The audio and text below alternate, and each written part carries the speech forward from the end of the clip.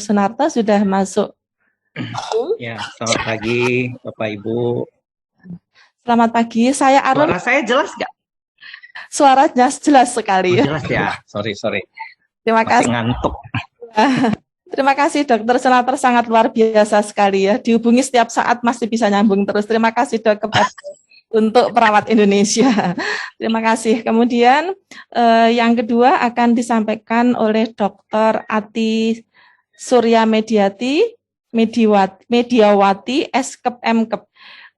Selamat pagi Ibu Ati Surya Mediawati, sudah masuk link Zoom. Selamat pagi Ibu. Selamat pagi. Selamat pagi. Sehat-sehat Ibu. Alhamdulillah. Dan pada kesempatan pagi hari ini akan dimoderatori oleh beliau Bapak Tauhid Eskepnes Mkep. Selamat pagi Bapak Tauhid.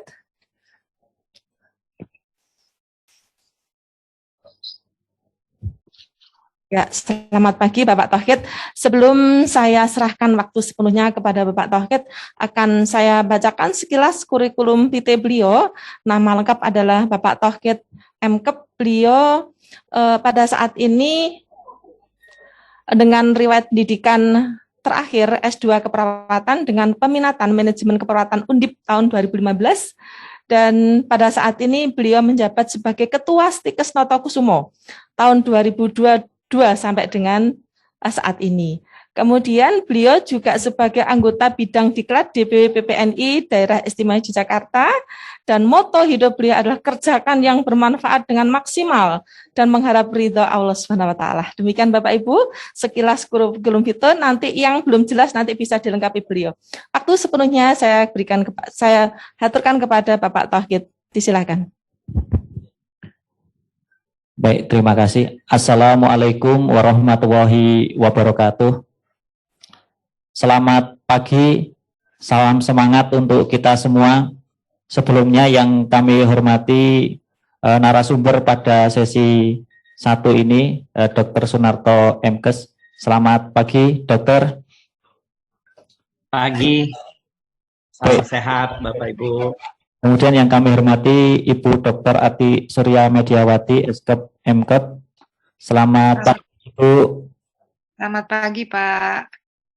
Semoga Selamat pagi. Terima kasih atas kesempatan yang diberikan kepada kami. Dan yang kami hormati seluruh Bapak Ibu peserta kelas online yang sudah bergabung ataupun hadir di dalam kesempatan pagi hari ini.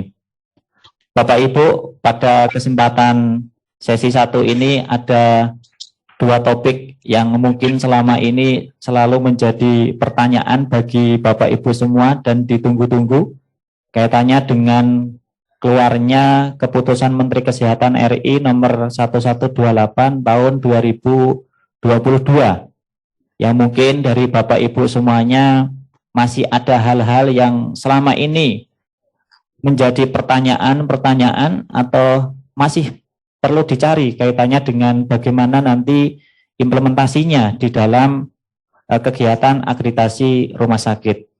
Sangat menarik topik yang sesi pertama ini nanti akan dibawakan oleh beliau Dr. Sunarto yang akan membawakan topik tentang standar akreditasi kualifikasi dan pendidikan staf dalam keputusan Menteri Kesehatan RI nomor 1128 tahun 2022, berfokus pada standar keperawatan yang ada di rumah sakit.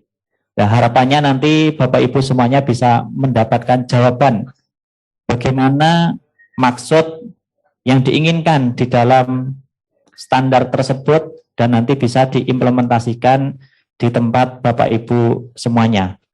Kemudian topik yang kedua nanti menyambung akan disampaikan oleh Dr. Ati Surya Mediawati, Eskep Mkep, terkait dengan teknik orientasi dan supervisi pada perawat baru di rumah sakit. Ini tentunya kita juga nanti akan mendapatkan info-info terbaru bagaimana implementasi perkembangan kaitannya dengan penerapan manajemen di dalam teknik orientasi maupun supervisi oleh perawat baru di rumah sakit. Baik, sebelum nanti dari masing-masing narasumber akan menyampaikan materinya, di sini kami sampaikan kurikulum vitae beliau. Harapannya nanti setelah kenal maka sayang, karena tidak kenal maka tidak sayang, Bapak Ibu.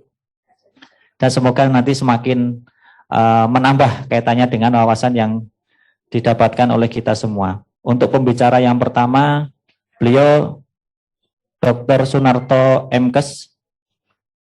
Tanggal lahir beliau di Medan 27 November 1973. Saat ini beliau menjabat sebagai Direktur Tata Kelola Pelayanan Kesehatan. Riwayat pendidikan beliau untuk studi S1 kedokteran dan profesi diselesaikan di Fakultas Kedokteran Universitas Sumatera Utara atau USU. Kemudian untuk S2 Magister Kesehatan beliau mengambil di FKUGM dengan konsentrasi Magister Manajemen Rumah Sakit ya. Kalau melihat background beliau sangat sesuai dengan nanti materi juga yang akan disampaikan oleh Dr. Sunarto. Kemudian riwayat pendidikan dan pelatihan tidak diragukan lagi Bapak Ibu, pengalaman beliau sangat banyak mulai dari Diklat PIM Kemdagri, kemudian ada kompetensi surveyor dan fellowship ISPA. Adapun riwayat pekerjaan beliau sangat panjang dan sangat ini banyak pengalaman sekali beliau sejak menjadi dokter dari puskesmas kemudian berkembang naik sampai saat ini beliau diberikan amanah sebagai Direktur Tata Kelola Yankes dan juga sebagai PLT Sesditjen Yankes. Ini sedikit kurikulum vitae dari beliau. Untuk sesi yang pertama ini kami persilahkan untuk Dr. Sunarto menyampaikan materi. Kemudian sebagai informasi tadi yang telah disampaikan oleh pembawa acara bahwa nanti akan kami pilih 2 penanya terbaik dari masing-masing narasumber, baik Dr. Sunarto maupun Ibu Dr. Atik. Kaitannya dengan Bapak Ibu peserta yang aktif di dalam berpartisipasi diskusi ataupun tanya jawab, nanti akan kami pilih 2 penanya terbaik dan akan memberikan cashback kaitannya dengan partisipasi sebagai penanya. Baik, untuk kesempatan yang pertama kami persilahkan kepada Dr. Sunarto untuk menyampaikan materinya, waktu dan tempat kami persilahkan dokter. Terima kasih. Baik, terima kasih moderator. Selamat pagi. Assalamualaikum warahmatullahi wabarakatuh. Salam sejahtera untuk kita semua. Baik, Bapak Ibu, teman-teman dari PPNI ya, seluruh perawat di Indonesia. Sebelumnya saya mau disclaimer dulu nih, Bapak Ibu, supaya kita tidak salah sangka begini. Saya memang lama berkecimpung di Direktorat Mutu yang mengurusi akreditasi, termasuk menyusun standar gitu ya. Pun kalau sekarang saya berada di sini adalah bukan mewakili Direktorat Tata Kelola, walaupun jabatan saya sekarang Direktur Tata Kelola, karena Direktur Tata Kelola itu tidak mengurusi akreditasi, tetapi saya dalam rangka memberikan sharing pengalaman ataupun sharing tentang bagaimana standar akreditasi untuk perawat gitu ya. Jadi bukan berbicara atas nama Direktur Tata Kelola. Memang tadi kurikulum vitae-nya jabatan saya itu sekarang ada Direktur Tata Kelola. Soalnya nanti pada bingung apa hubungannya ya Direktur Tata Kelola dengan akreditasi gitu loh ya. Seperti itu saya sudah sampaikan itu ke panitia. Baik, kita akan berdiskusi tentang KPS, tetapi teman-teman semua kita tidak bisa memecah-mecah ini, tidak bisa KPS-nya hanya perawat, nggak bisa, karena perawat itu bagian dari sistemnya rumah sakit. Jadi perawat juga harus mengikuti aturan yang ada di KPS. Kalau nanti kita bicara khusus tentang perawat, itu memang tentang kredensialnya aja gitu loh ya, tentang penugasannya aja. Tetapi untuk hal yang lain, perawat itu masuk sebagai sumber daya manusia di rumah sakit gitu ya. Itu yang paling penting. Kemudian perawat juga ada perawat yang tenaga tetap, ada juga yang tidak tetap, ada yang honorer gitu ya. Itu semua masuk menjadi sumber daya manusianya rumah sakit. Jadi Kemudian di perawat juga terikat dengan ini, bahwa setiap rumah sakit itu juga memang menentukan jumlah, jenis, dan kualifikasi sumber daya manusia. Oleh karena itu, perawat juga ada namanya pemetaan fungsinya, begitu ya. Itu ada seperti itu. Oleh karena itu, memang saran kami, ya saran saya nanti teman-teman memang harus meningkatkan kompetensi. Karena setiap rumah sakit itu mempunyai hak menentukan jumlah, jenis, dan kualifikasi sumber daya manusia. Termasuk di sini perawatnya. Oleh karena itu teman-teman perawat ya, melalui wadah PTNI nanti, teman-teman harus selalu berupaya ya meningkatkan kompetensi teman-teman. Ya, apakah menjadi perawat ahli untuk di bidang tertentu gitu ya, ataupun menjadi perawat yang memiliki tingkat pengetahuan yang lebih gitu loh. Jadi harus seperti itu. Karena apa? Karena setiap rumah sakit mempunyai hak gitu loh. Jadi itu aturan di undang-undang. Kita nggak bisa menuntut bahwa misalnya yang non pemerintah ya, yang non pemerintah, kita nggak bisa menuntut bahwa kita harus dipekerjakan selama-lamanya gitu loh. Karena itu adalah hak dari rumah sakit. Oke. Kemudian yang dimaksud dengan sumber daya manusia itu seluruh sumber tenaga kesehatan yang bekerja di rumah sakit maupun tenaga non kesehatan. Jadi SDM itu berarti cerita tentang kesehatan dan non kesehatan. Nah, kalau kita bicara tentang KPS di akreditasi, ini mudah-mudahan standarnya belum berubah, belum lah. Ya, kalau cerita tentang tenaga keperawatan ini bukan hanya, maksudnya begini, ini tenaga keperawatan dalam hal kekhususannya. Tetapi kalau untuk perencanaan, pengolahan staf, pendidikan, pelatihan, semua keperawatan masuk ke sini juga. Jadi sebenarnya KPS ini tidak sulit walaupun ininya banyak, banyak, fokus areanya banyak. Karena kita hanya bicara nanti perencanaan dan pengolahan staf, pendidikan dan pelatihan, kesehatan dan keselamatan staf, selesai. Baru nanti penjurusan ada medis, dokter, tenaga keperawatan, dan tenaga kesehatan lainnya. Nah, untuk tenaga medis, tenaga keperawatan, dan tenaga kesehatan lainnya itu semua sama dan sebangun. Ceritanya pasti tentang kredensial, penugasan gitu, pasti cerita tentang itu aja. Kemudian penilaian kinerja, pasti cerita tentang itu aja. Jadi KPS itu hanya riwehnya itu di 3 fokus area pertama. Jadi gitu ya. Jadi saya tidak bisa cuplik, oh tenaga perawat kita PPNI cerita tentang ini aja. Ya enggak. Kita akan dengar semua, mungkin nanti di kelompok medis saya lewatkan dan tenaga kesehatan lainnya saya lewatkan. Saya lewatkan pun sebenarnya nggak ada masalah karena semua sama dan sebangun. Jadi begitu kira-kira. Ini saya lewati, Bapak, oh ya bolehlah ini.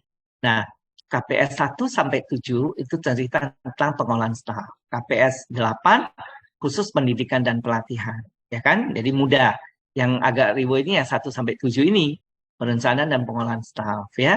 Ini bagus nanti untuk masing-masing Bapak Ibu yang menjadi kepala ruangan, ya, kepala unit gitu. Ini akan baik sekali di KPS 1 sampai 7. KPS 9 ini tentang kesehatan. Nah, 10 13 ini medis, keperawatan 14 sampai 16 dan tenaga kesehatan lainnya. Jadi Bapak Ibu yang teman-teman semua teman-teman keperawatan, perawat, teman-teman harus kuasai 1 sampai 7 karena ini penting banget. Kalau teman-teman ada menjadi perawat fungsional, kepala unit, kepala ruangan akan ada di KPS 7. Karena nanti surveinya, wawancaranya pasti Bapak Ibu yang diwawancarai kalau Bapak Ibu menjadi kepala unit. Oke, kita mulai dari KPS 1. KPS 1 itu sederhana. KPS 1 itu hanya tentang regulasi bagaimana rumah sakit menetapkan cara menentukan SDM-nya, gitu loh, cara menentukan SDM-nya. Jadi intinya begini, rumah sakit itu punya tata cara tentang SDM. Ya, pedoman pengelolaan SDM. Dia ada caranya, pengelolaan pedoman SDM. Di mana salah satunya di KPS 1 ini bahwa setiap unit, nah Ibu, Bapak Ibu di sini berperan, setiap unit harus merencanakan dan menetapkan persyaratan, pendidikan, kompetensi, dan pengalaman staf di unitnya itu sesuai peraturan perundang-undangan. Jadi kalau teman-teman perawat di sini ada yang menjadi kepala unit, ada yang menjadi kepala ruangan, ada menjadi kepala instalasi misalnya, teman-teman harus membuat perencanaan staf. Ya, tahun ini dari analisa beban kerja gitu ya, saya itu merencanakan ini. Saya merencanakan berapa kompetensi yang ada. gitu ya. Harus ada ini. Perkara nanti dipenuhi atau tidak dipenuhi oleh direktur akreditasi tidak lihat. Itu adalah wewenang nanti manajemen. Nah, itu akan diwawancarai di manajemennya. Tetapi untuk KPS 1, wawancaranya nanti ke teman-teman yang menjadi kepala unit untuk pemenuhan elemen B ini. Jadi elemen C gitu ya. Jadi teman-teman jangan berpikir bahwa KPS 1 ini untuk direksi, bukan. KPS 1 ini untuk direksi, untuk pengelola SDM, termasuk di unit dan di instalasi. Oke ya, jadi teman-teman bisa baca ini. Ini yang B itu punya teman-teman, yang C punya teman-teman nih. Perencanaan staf punya teman-teman nih. Kemudian termasuk rotasi alih fungsi staf itu punyanya kepala kepegawaian misalnya. Baru efektivitas perencanaan staf dipantau berkelanjutan diperoleh secara kebutuhan, ini punyanya teman-teman. Gitu ya. Jadi bedain. Jadi kalau teman-teman jadi perawat, oh berarti saya fungsinya di sini.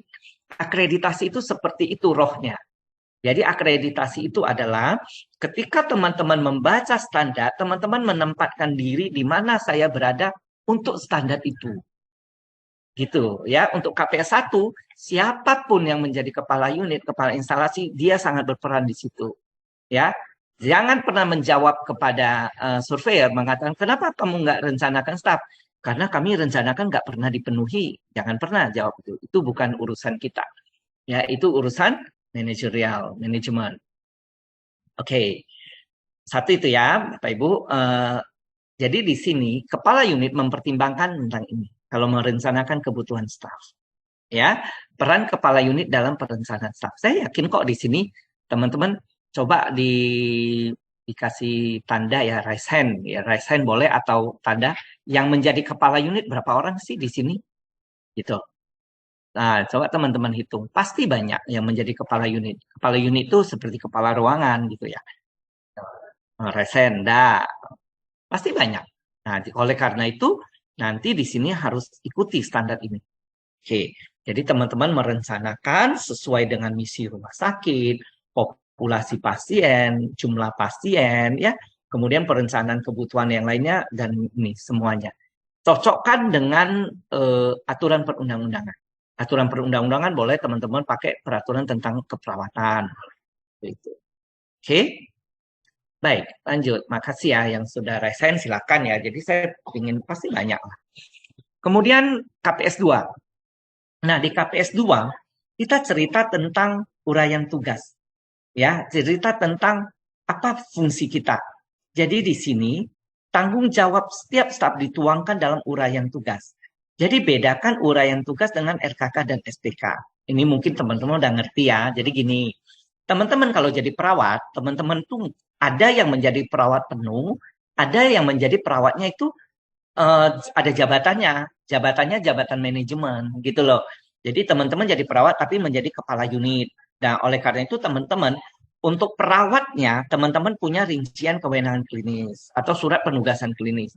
Tapi untuk jabatan kepala ruangannya teman-teman punya uraian tugas.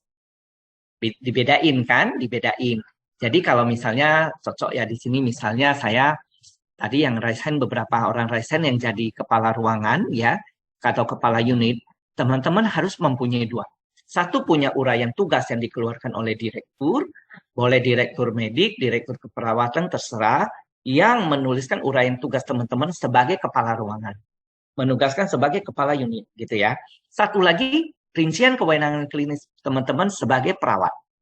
Gitu loh. Perawat apa? Perawat madya, perawat ahli, perawat pertama gitu. Uraian tugasnya ada.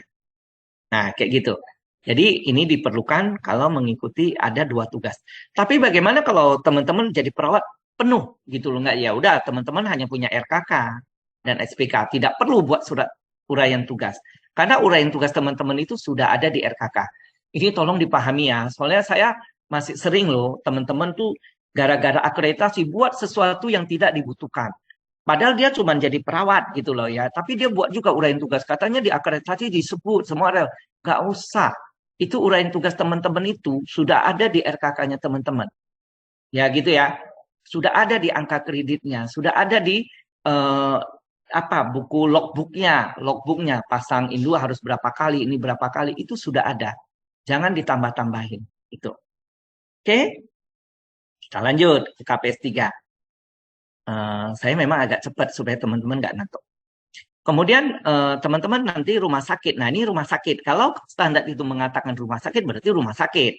Rumah sakit menyusun, menerapkan proses rekrutmen, evaluasi, dan pengangkatan staf. Nah, ini elemen 3. Ini urusan manajemen. Nah, manajemen, urusan rekrutmen berdasarkan apa? Kebutuhan rumah sakit. Kebutuhan rumah sakit berdasarkan apa? Balik lagi ke KPS 1 gitu.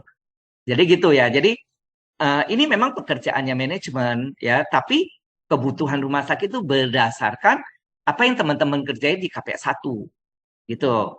Apa yang teman-teman kerjain di KPS 1. Kemudian ada evaluasi kompetensi dan pengangkatan staf baru. Itu KPS 3. Kemudian rumah sakit menetapkan di KPS 4, proses itu memastikan bahwa kompetensi PPA sesuai dengan persyaratan jabatan atau tanggung jawabnya untuk memenuhi kebutuhan rumah sakit. Ini tadi. Jadi rekrutmen itu rumah sakit pastikan dulu kompetensi kalau PPA itu berarti perawat masuk di situ ya. Itu sesuai dengan kebutuhan pasien. Nah, balik lagi siapa yang bisa tentukan ini ya, teman-teman yang tadi yang jadi kepala unit itu. Ya. Kemudian para PPA baru dievaluasi pada saat mulai bekerja. Nah, ini hati-hati di KPS 4 tuh harus hati-hati. Di KPS 4 yang elemen B dievaluasi pada saat mulai kerja. Itu banyak orang bertanya, Pak Narto kok orang baru mulai kerja udah dinilai, kok bukan akhir tahun atau bukan mid semester gitu ya, semester gitu. Ini teman-teman, ini khusus memang rumah sakit itu agak unik ya.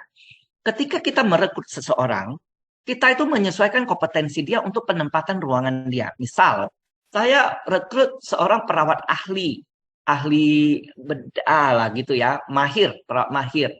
Saya tempatkan di ruang bedah karena dia memenuhi kompetensi. Tetapi saya itu harus memantau, saya selaku kepala unit, harus memantau perawat ini bisa nggak beroptimal. Optimal nggak dia ditempatkan dengan kompetensi dia, dengan budaya kerja yang baru, dia optimal nggak? Itu yang maksudnya B. Jadi 1 minggu, 2 minggu, 1 bulan pertama itu dievaluasi. Kepala unitnya yang evaluasi, tanya, gimana Ibu bekerja di sini? Enak nggak? Bisa nggak mengoptimalkan kompetensi Ibu, atau bisa nggak Ibu mengeluarkan keahlian Ibu? Dia mungkin menjawab, saya perlu penyesuaian dengan budaya kerja di sini, karena saya mungkin tidak terbiasa dengan ini. Saya harus membiasakan diri dengan alat-alat yang ada, misalnya kalau dia seorang mahir bedah. Nah, seperti itu. Gitu ya, Bapak Ibu. Jadi, terdapat setidaknya 1 atau lebih evaluasi yang didokumentasikan untuk tiap PPA sesuai uraian tugas setiap tahunnya atau sesuai ketentuan rumah sakit. Jadi, setiap tahun ada seperti itu. Ini beda dengan evaluasi kinerja. Beda dengan evaluasi waktu mereka udah bekerja 1 tahun, itu evaluasi kinerja baik, tidak baik, disambung kontraknya atau tidak, ini berbeda. Ini adalah mengevaluasi kompetensinya, bisa nggak dia berfungsi maksimal. Ini tidak menghasilkan orang dikeluarkan atau tidak, tetapi mungkin dia perlu pendampingan, mungkin dia perlu orientasi khususnya itu lebih lama, gitu kan ceritanya. Mungkin dia itu perlu penempatan ruangan yang lain. Nah, begitu hasilnya. Oke, ya, paham ya Bapak Ibu ya? Fungsi kepala unit dalam melakukan evaluasi PPA. Jadi tadi beberapa perawat yang sudah license karena menjadi leader di unitnya itu harus melakukan itu. Instrumennya bagaimana? Ya tentukan aja oleh rumah sakit sendiri. Tetapi proses itu mesti ada. Kalau KPS 5 ini yang non-klinis. Tadi KPS 4 itu yang klinis. KPS 5 itu yang non-klinis, yang seperti non-layanan lah, seperti itu. Jadi KPS 4 dan KPS 5 sama dan sebangun. Kemudian kita tentang KPS ke-6. KPS 6 tidak terlalu sulit karena tentang file. Jadi teman-teman kepala unit bertanggung jawab terhadap file kepegawaian. Ya, walaupun file kepegawaian ini akan diletakkan di mana di kepegawaian, tetapi teman-teman di unitnya, teman-teman kalau bisa dan harus ya, bukan kalau bisa, itu rincian kewenangan klinis itu harus ada di unitnya masing-masing.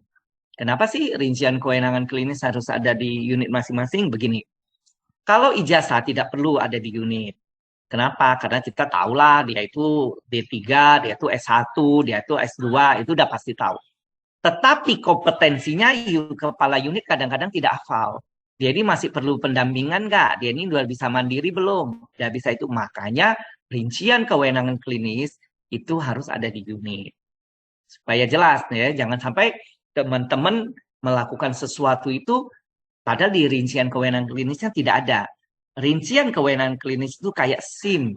Ya, kayak SIM. Kemana-mana pun kita bawa mobil apapun, SIM kita harus kita bawa. Tapi BPKB kepemilikan mobil itu tidak perlu kita bawa.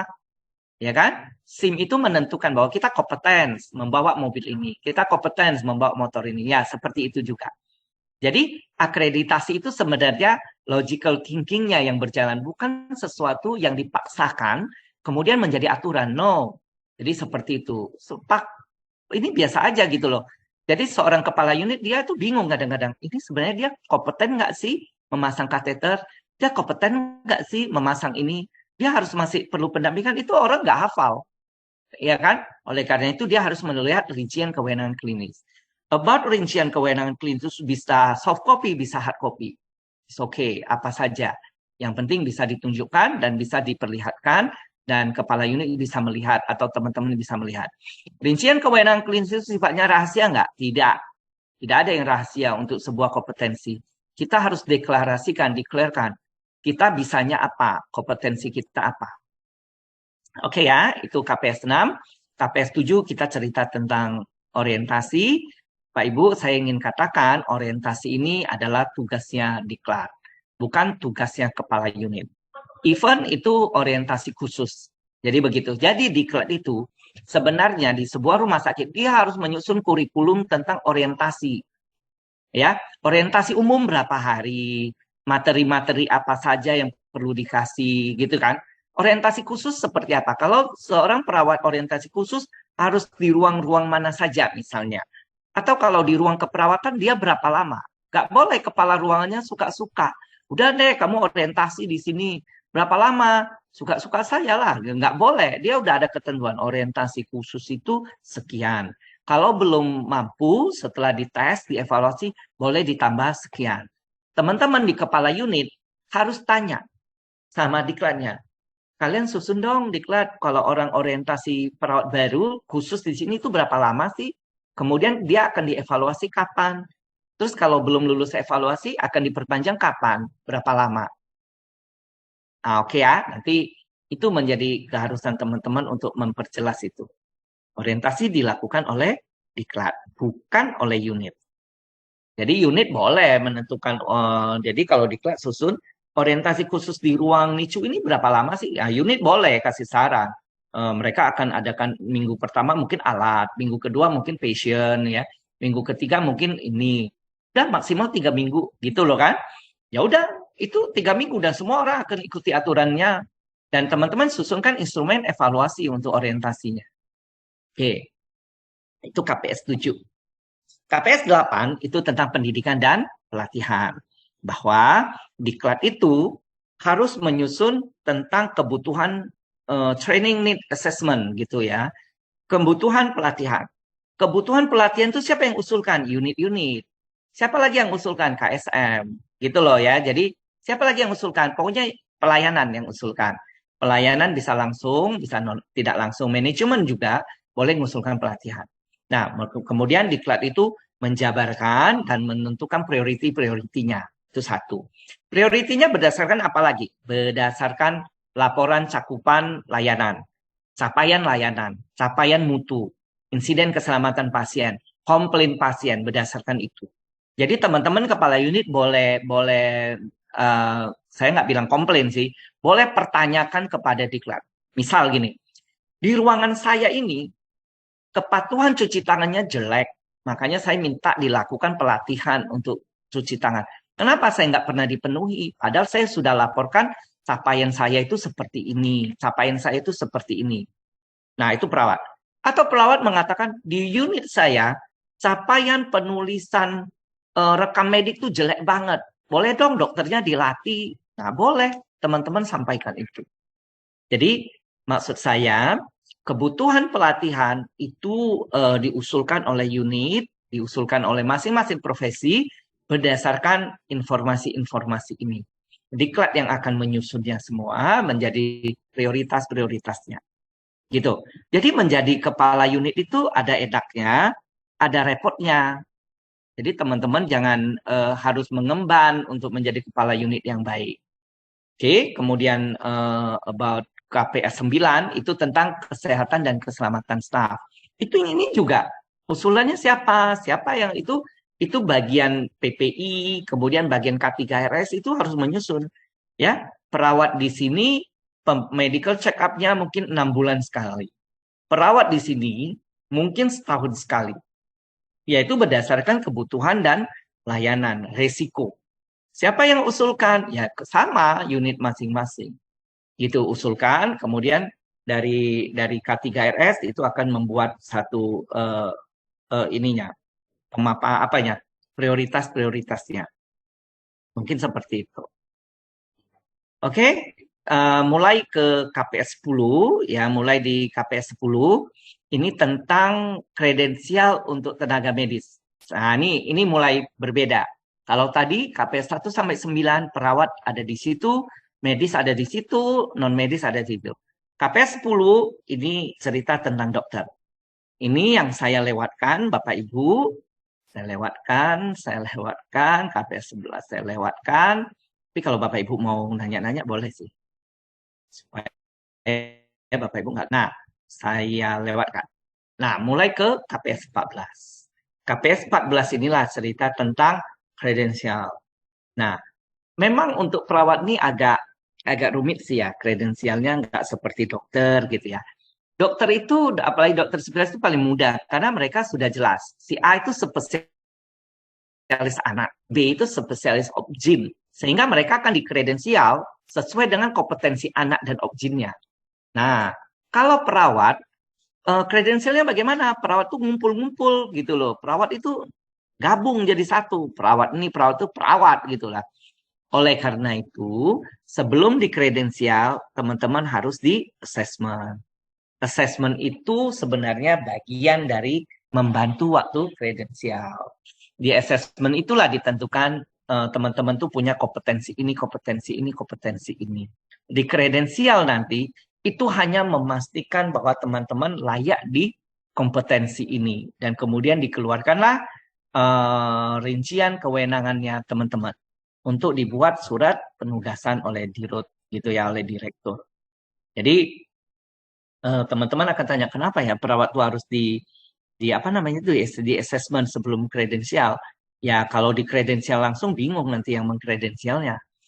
Ya, karena yang kredensial itu kan komite keperawatan kan. Komite keperawatan itu kan nggak punya pengetahuan juga untuk kompetensi-kompetensi itu. Yang punya pengetahuan itu ya asesor, assessment itu.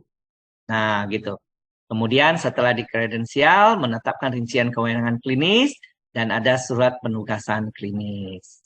Ini nanti teman-teman pasti kalau kayak Bu Roro ya, kemudian Ibu apa tadi yang bareng dengan saya itu pasti punya kemampuan menjelaskan lebih baik dari saya.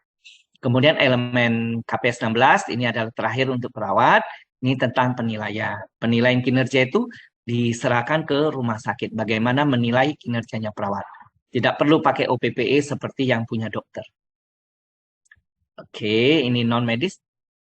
Saya kira, nah ini OPPE ya, hanya untuk tenaga medis, untuk perawat dan nakes lain, penilaian kinerja silakan dengan format dari rumah sakit atau pemiliknya. Oke, saya kira itu Bapak Ibu yang bisa saya sampaikan teman-teman PPNI. Mohon maaf ya, saya tidak rinci karena teman-teman udah baca kan, ini standar akreditasinya kan udah bertahun-tahun ya. Udah bertahun ya, 1-2 tahun lah ya. Dan akreditasi rumah sakit udah berjalan. Tetapi saya ingin mengatakan begini, teman-teman jangan menghafal standar itu, dan standar itu kami susun sangat sesuai kebutuhan teman-teman. Jadi kalau teman-teman membaca satu standar, tempatkan diri teman-teman itu di standar ini saya bisa jadi apa gitu loh. Apa yang bisa saya berikan. Mungkin itu yang bisa saya sampaikan, saya kembalikan ke moderator. Wassalamualaikum warahmatullahi wabarakatuh.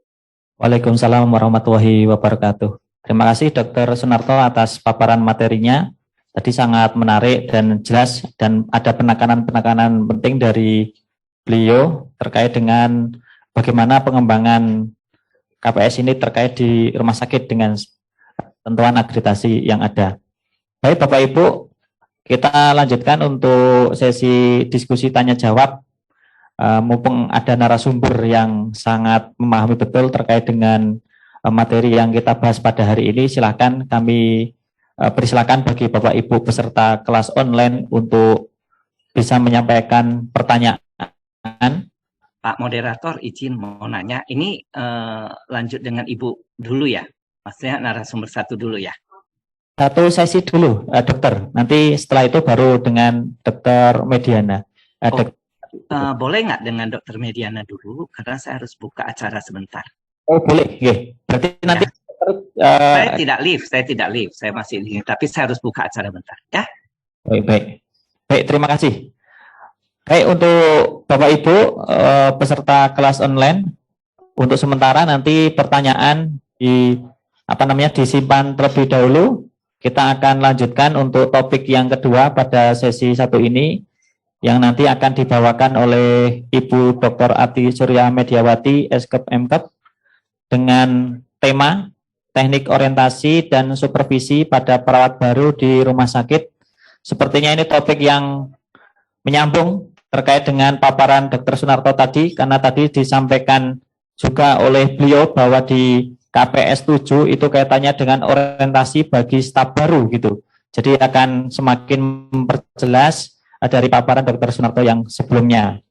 Kita sahabat dahulu untuk Ibu Dr. Ati Surya Mediawati. Selamat pagi Ibu. Selamat pagi Pak Moderator.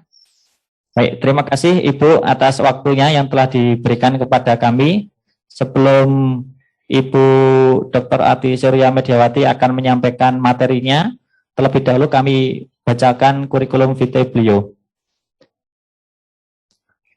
Nama lengkap Dr. Ati Surya Mediawati, SKB MKep. Beliau lahir di Jakarta 19 November 1966. Untuk riwayat pendidikan, beliau menyelesaikan untuk pendidikan keperawatannya di FKUI